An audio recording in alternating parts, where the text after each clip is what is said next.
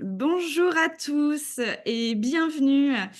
Merci d'être présents ce matin à ce premier épisode de l'AFF Décrypte organisé par l'Association française du froid. Et je suis Alison Paquette, déléguée générale de l'AFF.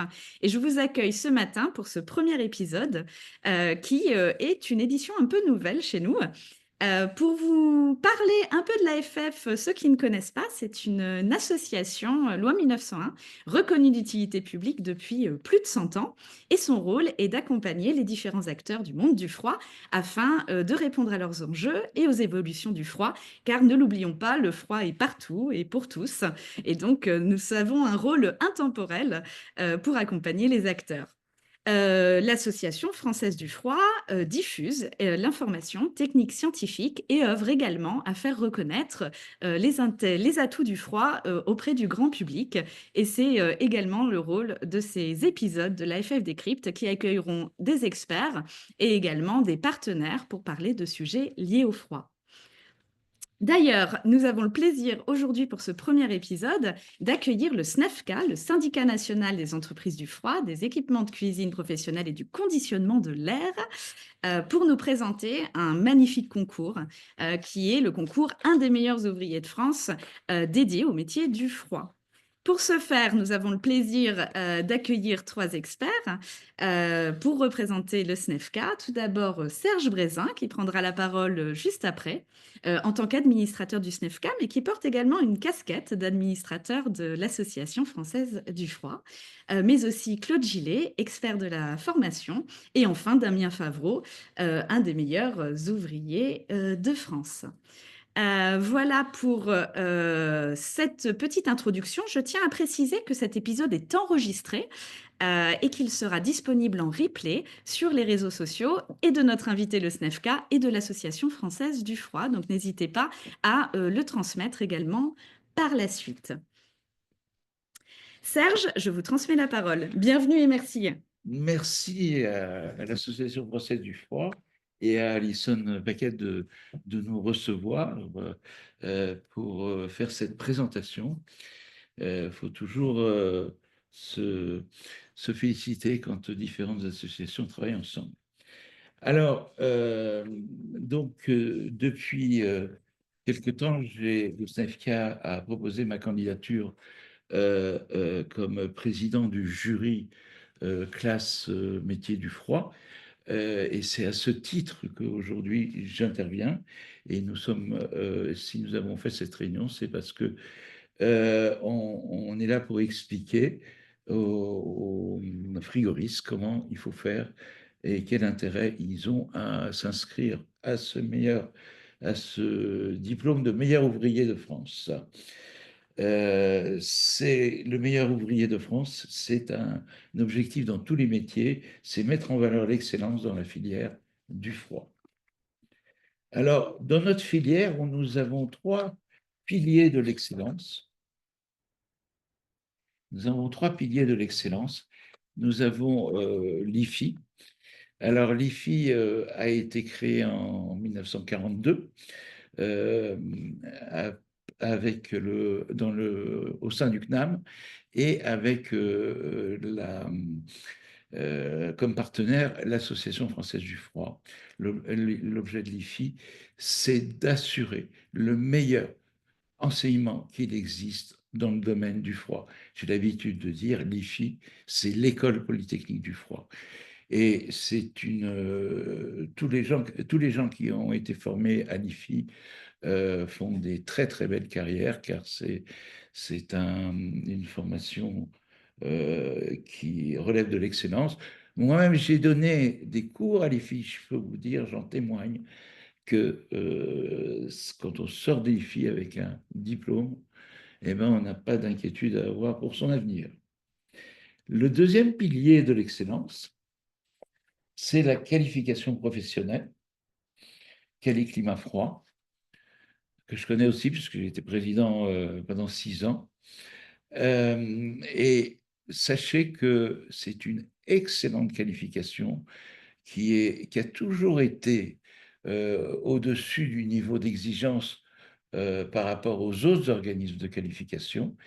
le système actuel a été mis en place en 95 et est un système qui d'emblée prévoyait des contrôles sur site, euh, alors que nos concurrents, entre guillemets, se contentaient de faire des instructions sur dossier. Ça a toujours été la meilleure des qualifications, à ce point vrai que Quel climat froid a été aussi retenu pour être le représentant de l'État pour l'attestation de capacité. L'attestation de capacité est délivrée également par Quali Climat Froid. C'est le seul organisme professionnel à avoir cette capacité-là. Le troisième pilier, et le troisième pilier de l'excellence, c'est la reconnaissance individuelle. Alors là, c'est un... D'abord, il faut définir qu'est-ce que c'est que la reconnaissance. La reconnaissance, c'est quelqu'un qui se surpasse et c'est quelqu'un qui va au-delà des attentes qu'on a de lui. Eh bien, quand quelqu'un fait ça, il a une satisfaction personnelle, il a la reconnaissance par ses pairs, et en général, il peut avoir des promotions et des augmentations de salaire. Le sujet, c'est que si vous faites ça avec le diplôme meilleur ouvrier de France, c'est un diplôme qui est prestigieux, c'est un diplôme qui vous donnera également un bac+2 de l'éducation nationale. Et vu la notoriété du diplôme meilleur ouvrier de France, et je pense que Damien aura la possibilité de nous en parler tout à l'heure, eh bien, l'effet est décuplé et l'opération se termine normalement par quelque chose de beaucoup plus important au final. Et maintenant, je vais passer la parole à notre ami Claude Gillet, qui va nous parler des informations pratiques pour euh, faire le parcours du meilleur ouvrier de France. À toi, Claude. Merci, bonjour, merci Charles. Bonjour, bonjour à tous. Donc le MOF, c'est un diplôme qui a, enfin au départ c'était pas un diplôme, c'est une distinction au départ. C'est une idée de Koltz, qui était un critique d'art, et en 1913 il a l'idée de créer ce genre de concours. Donc la guerre de 14 arrive et donc c'est à la sortie de la guerre que finalement il y aura en 1925 le premier concours. Depuis il y a eu 10 000 diplômés depuis 1925. Donc là, à ce moment-là, l'État crée ce qu'on appelle le COET, un comité d'organisation, enfin pour faire, disons, présenter ce MOF, accompagner ce MOF, qui existe encore maintenant. Alors, il faut distinguer deux choses dans le MOF. Vous avez donc deux identités. Vous avez les SMOF, c'est-à-dire les sociétés, la Société des meilleurs ouvriers de France, à laquelle doit appartenir certainement aussi, je vais dire, comment je vais dire, notre ami Moff. Et puis, vous avez le Coët Moff qui, lui, s'occupe de l'organisation du concours. C'est lui qui est le garant. Voilà. D'autant qu'il a pris beaucoup d'importance parce que c'est en 2000 qu'il est devenu un diplôme reconnu par l'État de niveau Bac+2. Ça ne veut pas dire que c'est un BTS, c'est un niveau Bac+2 reconnu, hein. Voilà. Donc, l'âge minimal pour s'y inscrire, c'est 23 ans, hein. Et donc, généralement, la moyenne des MOF tournait autour de 30, à peu près autour des 30 ans. À la dernière promo, c'était 37 ans. Ça dépend, ça va changer. L'organisation de ce MOF organisé par le COET comprend à peu près 3000 bénévoles. C'est quelque chose de très important. Et puis, vous avez donc une remise de diplôme qui va se dérouler en Sorbonne et à l'Élysée. Le prochain concours, justement, on va en parler, démarre maintenant. Donc, si on passe au deuxième slide, je ne sais pas si on le passe, oui, les épreuves, vous tournez encore, voilà. C'est trop long, voilà, comme ça. Donc, comment ça se passe?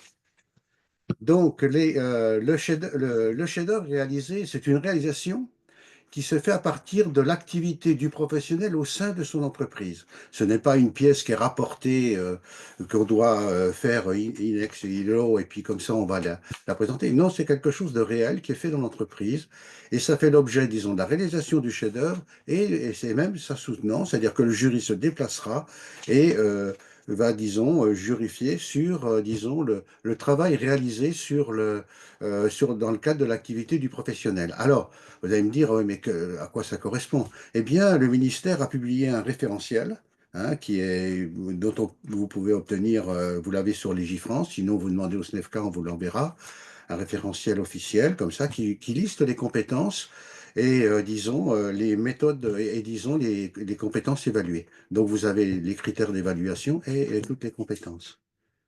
Alors, comment ces choses se passent pour le candidat? Donc, le candidat, sur le site du COET, va s'inscrire et, donc, à partir de son inscription, le COET va contrôler moyennant aussi disons, une rétribution à peu près, pas une rétribution, je veux dire, des frais à payer de 230 euros. Donc ensuite, à partir de là, le COET va contrôler, disons, les candidatures et donc donne le feu vert au candidat pour se présenter. Donc on est au démarrage, disons, du concours, à partir de là. Donc le candidat, pendant ce temps-là, il peut s'y prendre avant, il va constituer son dossier, disons, qui va servir de support, pour, le MOF, pour son chef-d'œuvre. Et ce dossier, qui présente, l'activité, qui va conduire dans le cadre du MOF, il va venir pendant 1 heure présenter, ce projet devant un jury qui est composé d'enseignants et de professionnels, avec un maximum de 50% de MOF dans ce jury. Et donc, il va présenter son dossier pendant 1 heure. À partir de là, le jury va jurifier, va donc donner un avis favorable ou défavorable. Cet avis est communiqué au COET et le COET informe officiellement du résultat de ce concours. Donc, c'est un truc, hein. Pourquoi? Parce que le jury que le candidat voit, c'est un jury d'évaluation. Et au-dessus de ce jury d'évaluation, il y a un jury de certification qui va, lire le dossier, établi par le jury d'évaluation et, suivre son avis ou pas. Voilà. Une fois qu'il a passé son épreuve qualificative, il reçoit du COET son avis pour, continuer, ou enfin bref, donc dans ce cas-là, bien sûr, on continue. Le candidat qualifié, donc à peu près, disons, autour de 450 heures, à peu près, hein, c'est à peu près, ça peut des fois être plus, hein, donc 450 heures pour réaliser son chef-d'œuvre. Et de ce chef-d'œuvre, quand il arrive à terme de ce chef-d'œuvre, il prévient le COET et il leur dit, voilà, je suis prêt à passer les épreuves d'évaluation. Et les épreuves d'évaluation se font avec le même jury, qui est composé de professionnels qu'il a vu aux épreuves qualificatives, et il présente il va présenter son travail avec le dossier, bien sûr, qui a servi à la soutenance de l'évaluation et les documents finaux, disons, d'essai, enfin bref. Et il doit faire une mise en service. Ça, c'est obligatoire. Il doit avoir à l'intérieur une mise en service. Si pour une raison quelconque, le candidat ne peut pas présenter disons, la mise en service, parce que l'installation ne permet pas de faire une mise en service, c'est possible que vous soyez sur un process en flux continu, donc vous ne pouvez pas aller modifier des paramètres. Eh bien, il prévient comment je vais dire, le président de la classe, disons, des meilleurs ouvriers de France, le métier du froid, et, donc, comment je vais dire, et le COET organisera cette épreuve dans un établissement scolaire sur des systèmes frigorifiques. Voilà. Donc, à partir de là, il attend un peu, et puis ensuite, on lui communiquera, disons, ses résultats. Et de ces résultats, donc, si c'est, bon, ben, ma foi, quelques mois plus tard, il viendra en Sorbonne, recevoir sa médaille remise par le ministre de l'Éducation nationale, puisque ce diplôme, disons, dépend du ministère de l'Éducation nationale, mais il peut aussi avoir la présence aussi, bien sûr, du ministère de la Culture, puisque dans les MOF, il y a aussi, la culture est intéressée, il y a des diplômes qui intéressent la culture. Il peut aussi avoir le ministre, disons, de l'Agriculture, parce qu'il est présent aussi, hein, et puis le ministère du Travail. Voilà, vous avez 4 ministères qui sont un peu dans ce genre. Mais le porteur vraiment disons, de la partie administrative, c'est le ministère de l'Éducation nationale. Voilà. Donc voilà en gros ce qu'on peut dire sur, ça. Donc si je prends le dernier slide, si vous prenez le dernier, voilà. Donc voilà comment ça va se passer cette année. Vous voyez, vous avez l'ouverture et clôture des inscriptions pour la 28e section. Donc ça a démarré, le 1er avril et ça terminera à la fin juin, à peu près autour de la fin juin. Ensuite, les épreuves qualificatives démarreront, disons, en octobre et se finiront, donc, vous voyez, c'est la plage, donc tous les MOF les impétrants là, pour devenir MOF ont cette plage dans lesquelles c'est les jurys de classe qui décident à quel moment ça passera, bien sûr, hein. Donc c'est à peu près sur une période de 6 mois. Et ensuite, une fois que c'est dans cette période-là, donc vous avez l'épreuve vraiment de réalisation dans l'entreprise pour nous, hein. Et ça se passera, disons, ça démarrera à peu près autour, mais ça peut démarrer un peu plus avant, hein. Ça peut glisser, les 450 heures vont démarrer, bien sûr. Si nous, on prend un candidat, l'épreuve qualificative, on les fait passer, par exemple, en novembre, il est évident qu'il va démarrer au 1er janvier disons, la réalisation de son épreuve, voilà. Et ensuite, donc, il va prévenir les jurys, et ensuite, voilà. Et donc, on pense que la remise des médailles se déroulera, bien sûr, en 2027, donc début 2027. Voilà. Voilà ce qu'il y a à dire sur le sujet. Merci beaucoup pour tous ces détails très importants pour participer au concours. Je propose à présent de transmettre la parole à Damien, qui est un des meilleurs ouvriers de France dans la catégorie des métiers du froid et qui va pouvoir partager avec nous ce matin justement son expérience, comment ça s'est passé, qu'est-ce qui l'a motivé et tous les bénéfices que lui ont apporté cette expérience. À vous, Damien. Bonjour. Euh, pour mon premier point, ce qui m'a motivé à participer à un des meilleurs ouvriers de France, c'était un peu évoluer dans mon métier, comme disait Claude, avoir un diplôme de niveau Bac+2 que je n'avais pas, et une reconnaissance des pairs aussi qui est important dans mon métier, savoir ce qu'on vaut dans le métier et prouver qu'on est bien, prouver nos compétences et pouvoir évoluer toujours dans un métier qu'on a en constante évolution pour cocher une étape en plus dans notre parcours. Sur Claude a très bien expliqué le déroulement du concours sur l'étape de qualification et après l'étape de l'œuvre finale, une fois qu'on est pris sur la qualification, le déroulement pour mon cas, j'ai pu faire la mise en service sur mon chantier d'épreuve de qualificatif. Du coup, c'était bien déroulé pour moi, mais c'est vraiment très enrichissant sur tout ce parcours enrichissant. Et après, depuis que je suis meilleur ouvrier de France, le concours est assez nouveau dans nos métiers. Du coup, il a fallu vraiment expliquer autour de moi ce qu'était le diplôme. Et c'est essayer de motiver des personnes un peu à participer pour faire reconnaître ce diplôme et vraiment cette expertise et ce parcours d'excellence qui est le diplôme, et pouvoir un peu mettre en avant notre métier du froid. Voilà ce que je peux dire de mon expérience du concours. Merci beaucoup, Damien. Ce que je vous propose à présent, c'est peut-être de repasser le mot à notre invité du jour pour clôturer un peu le thème. Et pour finir, vous pourrez ouvrir vos micros si vous le souhaitez pour poser des questions à nos invités sur le dernier quart d'heure que l'on aura à être ensemble. Je voudrais dire un petit mot. Le mot concours, en fait, c'est pas exactement ça. Vous vous inscrivez, ensuite vous présentez un dossier pour une épreuve qualificative. Imaginons qu'il y ait 10 personnes qui passent qui passent avec succès les épreuves qualificatives. Il peut y avoir à la fin 10 personnes qui deviennent un des meilleurs ouvriers de France. Le nombre de places n'est pas limité.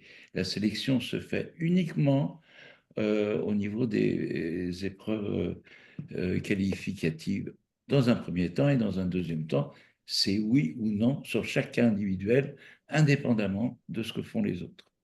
Voilà, et puis si vous avez des questions à poser à nos intervenants, et en particulier à Damien, qui est le témoin du jour, et qu'on remercie d'être venu, de s'être libéré.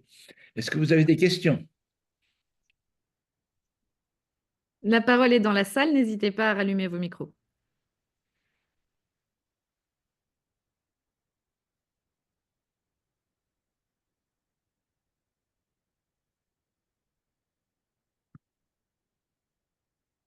Ouais, je voudrais intervenir là pour vous dire, peut-être préciser un petit peu justement sur le contenu disons, de l'épreuve. Enfin, donc, Serge a bien raison, hein, c'est pas du tout un concours avec une classification. Tout le monde peut avoir. D'ailleurs, les évaluations sont des grilles avec on répond oui ou non. Donc, effectivement, c'est un honneur si on avait, disons, sur les 10 candidats, 10 candidats qui réussissaient. Ça serait très bien. Voilà. Bon, mais enfin, c'est assez rare. Vous voyez, les cuisiniers se présentent des fois à 600, bah, et des fois, vous en avez plus que 70 à la fin, hein. Donc, c'est vrai qu'il y a une sélection, mais tous ont la même valeur à la sortie. Il n'en fait pas de distinction. Ah, ça, faut bien comprendre ça. Et alors, faut bien comprendre, il n'y a pas d'ambiguïté. Il n'y a pas d'ambiguïté pour les MOF au niveau disons, quand on dit c'est du niveau BTS. Mais c'est pas quelqu'un qui vient du BTS, je veux dire des bureaux d'études. Pas du tout, hein.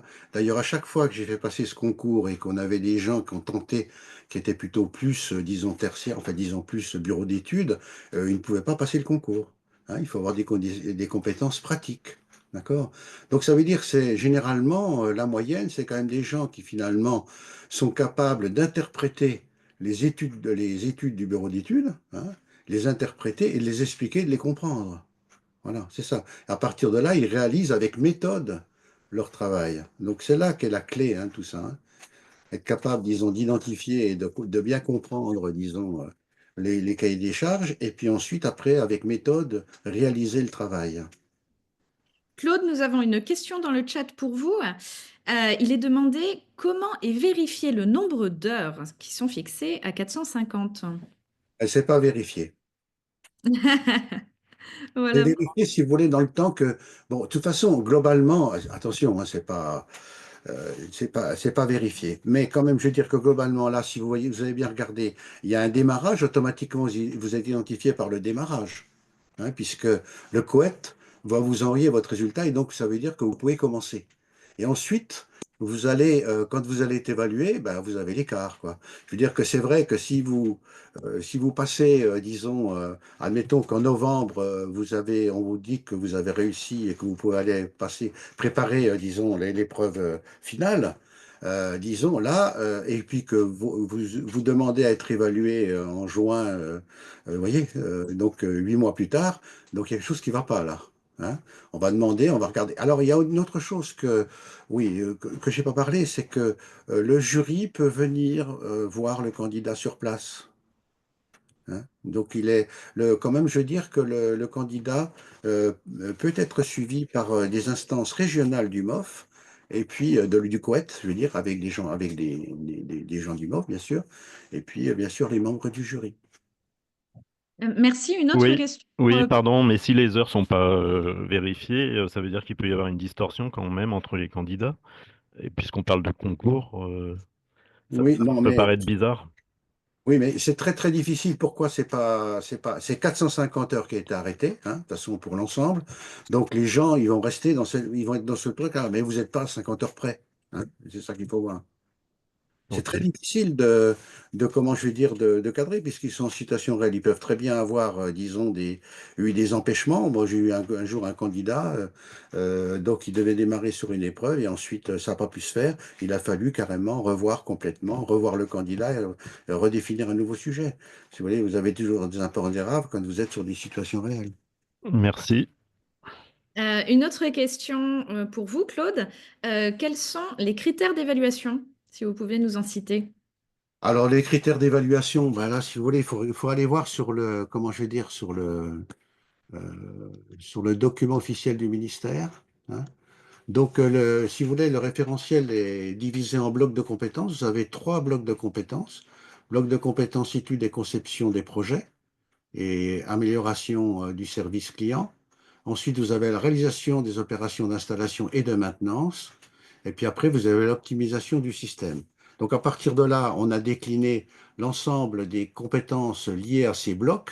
Et ensuite, après, on a défini les critères d'évaluation. Et ça, vous avez tout ça dans le document, hein, qui est publié par le ministère. Alors, je ne peux pas toutes les énumérer, hein, mais en gros, voilà, par exemple, Donc, dans l'optimisation, par exemple, des performances, il y a les écarts entre le réalisé et le prévisionnel, etc. Donc, la réduction des consommations, la réduction de la production des déchets, etc. Vous voyez, tout ça est bien listé par le document officiel signé par le ministère de l'Éducation nationale. Nous avons d'autres questions qui arrivent, Claude. Est-ce que les épreuves sont réservées uniquement aux professionnels exerçant en France? Non. Euh, Dans les MOF, on a des fois, c'est pas chez nous, hein, bien sûr, hein, mais dans les cuisiniers, vous pouvez avoir des fois et dans les métiers d'art, vous avez des auditeurs étrangers, des compétiteurs étrangers. Merci. Une autre question. Quel type d'installation est à privilégier pour la réalisation? Alors, donc en fait, bon, bah, c'est tout ce qui englobe le champ. Et c'est-à-dire que c'est pour ça que l'épreuve, disons, de préparation qualificative est importante. C'est que donc c'est le document de cadrage du candidat, c'est le référentiel. Donc il peut se dire, bon, si vous prenez je sais pas moi, la chambre froide du boucher du coin, ça marchera pas, ça n'ira pas du tout, hein, puisque vous allez regarder les compétences sur lesquelles vous évaluer, bon, bah, ça peut pas marcher. Donc par contre, si on est disons, si on est sur un supermarché, du froid supermarché commercial ou du froid industriel, ça marchera. On trouvera suffisamment de support pour pouvoir le faire. Voilà. Et dernière question, mais je crois que vous y avez un petit peu répondu. Mathéo demande si une fois que l'inscription est validée, est-ce qu'ils reçoivent des sujets de concours? Non. Merci. Non, non, je crois pas. Si vous voulez, ça, c'est des questions plus pour le Koweït, mais non, il n'y a pas de sujet de concours parce que chez nous, le sujet est différent. Et je vous dis, bon, pour l'inquiétude, savoir s'il y a distorsion parce que sur le temps, mais il n'y a pas de, parce que là, si vous voulez, il est vraiment cadré. Vous voyez bien, vous avez le moment de l'inscription et puis le moment où on va disons, l'évaluer. Là, dedans, il y a 450 heures. Si on a un candidat qui a, par exemple, qui se présente 800 heures plus tard, donc ben ça, il y aura un contrôle, hein, de ce qui a été fait. Puis je vous dis, le candidat est contrôlé disons, de l'élaboration de son œuvre. Dernière question concernant les candidats à l'étranger. Est-ce qu'il faut une installation à minima en France ou est-ce qu'un partenariat est envisageable avec une entreprise française? Alors, ça, c'est question. Si vous voulez, on n'a pas été vraiment confronté à ça, hein. Bon, il est évident que pour les métiers d'art, il n'y a pas de problème, hein. Généralement, c'est des gens qui finalement travaillent en France et puis donc passent le MOF. Pour nous, ça serait un problème, là, si vous voulez, hein, c'est sûr, hein. Mais le cas a failli se présenter pas à l'étranger, avec la Réunion. Hein, souvent, on a des candidats. La réunion est disons, dynamique. Et souvent, on a des fois des gens comme les MAF, par exemple, pareil, hein, on a les MAF à la réunion et tout. Et donc là, ben, dans ces cas-là, on met des jurys en place sur le pays, hein.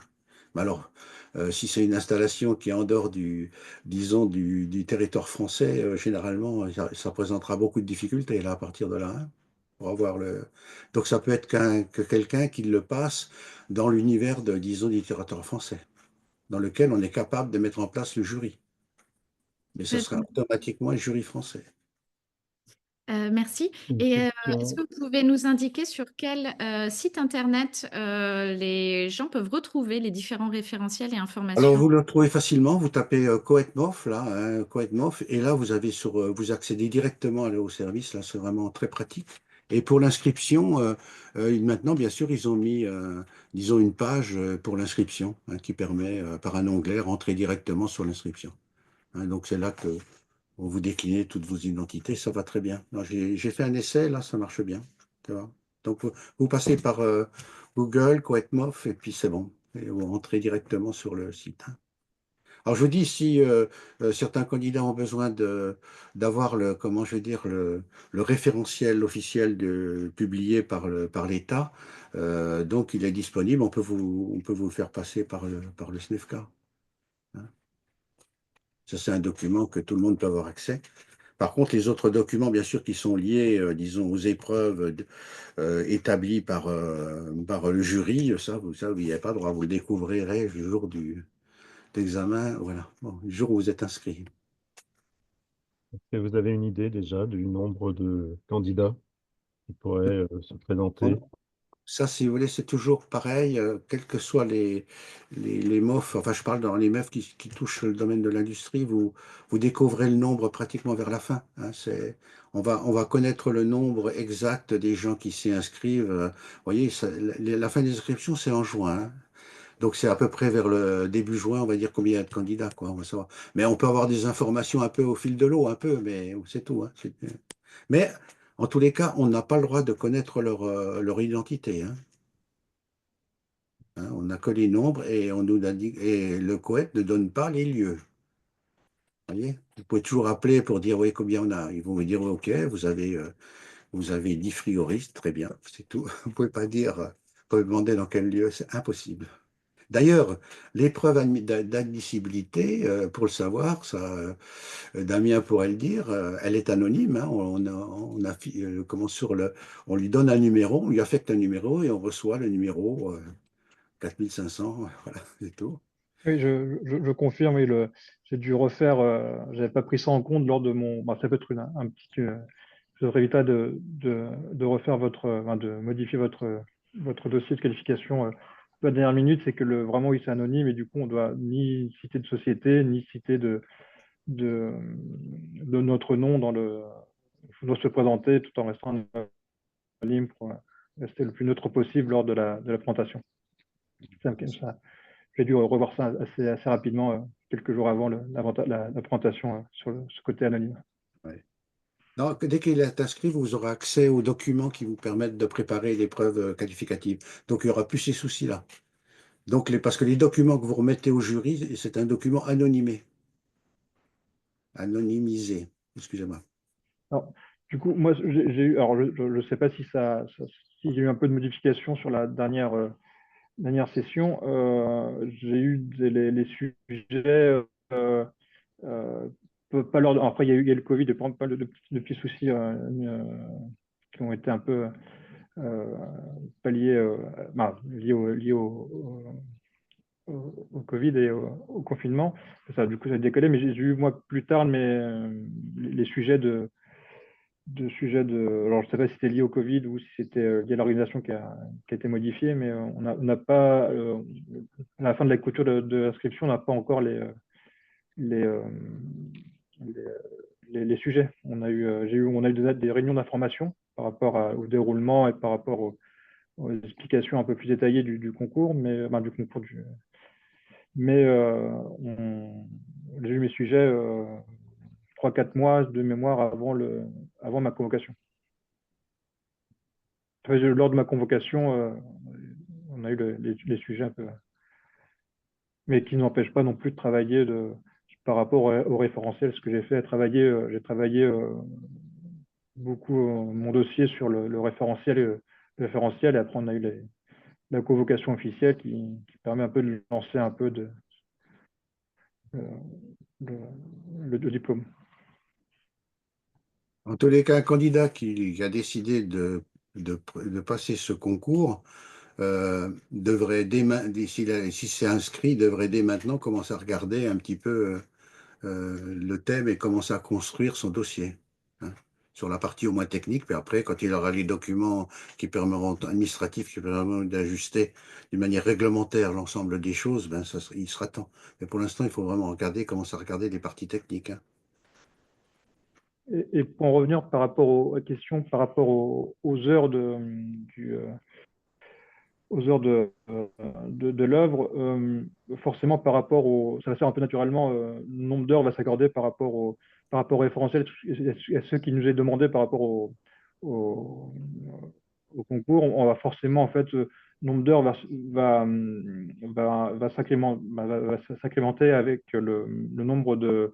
Ce qui est nous demandé, du coup, c'est forcément, ça a un lien direct. Du coup, ça va synchroniser en fait C'est sûr que, comme disait Claude, si on présente une chambre froide basique, oui, ça va être assez court et il n'y aura pas assez d'éléments techniques pour présenter quelque chose qui est en lien avec le référentiel. Mais mais il ne faut pas avoir d'inquiétude par rapport au nombre d'heures qui va forcément se synchroniser par rapport à ce qui nous est demandé lors de la qualification et après de la réalisation de l'œuvre finale. Oui. Parce qu'il y a une chose qu'il faut aussi ajouter, c'est que dans certains concours, donc vous avez, il y a trois formes de concours de MOF à peu près, hein. Nous, c'est une situation réelle, mais il existe la situation qui se fait directement sur place, c'est-à-dire que le candidat découvre le sujet, surtout par exemple pour les métiers de bouche, hein, c'est le cas. Mais vous avez aussi d'autres métiers dans lesquels, par exemple les tailleurs de pierre, eh bien, on leur donne le sujet. Hein. Après l'épreuve qualificative, ils ont le sujet final et ils partent faire l'œuvre. Et là, on contrôle pas le temps, hein. Et c'est laissé, ça dépend du candidat, la vitesse, combien de temps il veut mettre, enfin, puis ça dépend, oui, de sa qualité de travail. Donc là, vous n'avez pas un contrôle de temps. Nous, c'est un peu plus encadré. Voilà. Merci. Est-ce qu'il y a d'autres questions dans la salle avant que l'on se quitte?